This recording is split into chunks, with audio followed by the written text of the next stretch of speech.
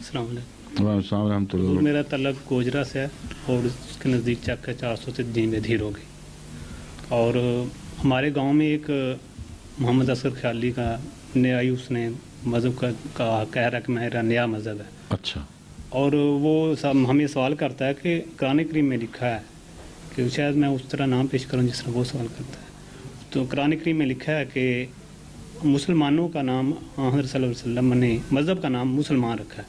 جب مسلمان رکھا تو آپ نے اب ایک نیا نام رکھ لیا ہے اپنے جماعت کا، احمدی۔ اس نے کیا رکھا ہے اپنے مذہب کا نام؟ وہ تو کہہ رہا ہے کہ میں کوئی اور کانا انا پکا ہے ساتھ میں کہتا وہاں میرا پیر رہتا ہے، اسی کا میرا مذہب ہے۔ آپ یہ بتائیں آپ کا کیا نام ہے؟ نہیں میں آپ مسلمان نہیں ہیں؟ مسلمان ہے۔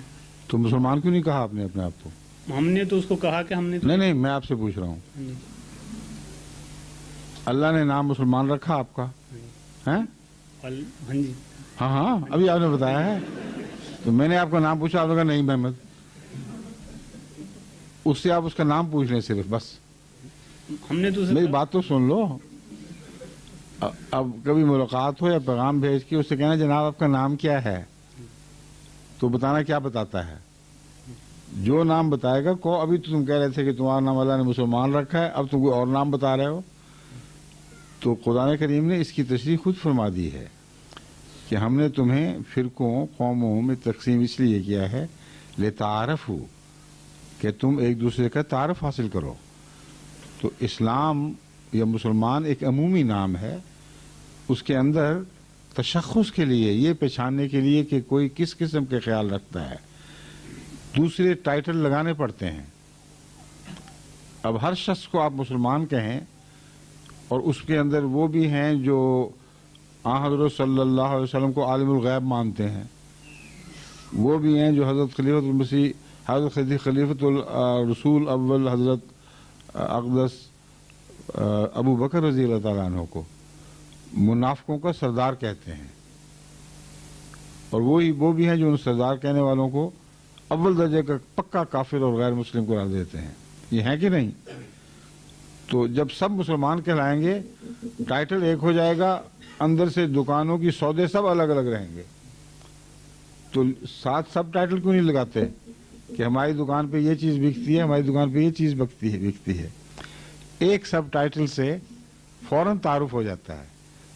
تو جو دستور خدا تعالیٰ نے خود قرآن میں بیان فرمایا کہ ہو تم ایک ہی باپ کی اولاد ہو، لیکن ہم نے تمہارے تعارف کی خاطر تمہیں قوموں فرقوں میں بدل رکھ دیا، تو ان کو کہو یہ وجہ ہے جو ہم احمدی کہلاتے ہیں، لیکن احمدی اکیلا نہیں، احمدی مسلمان۔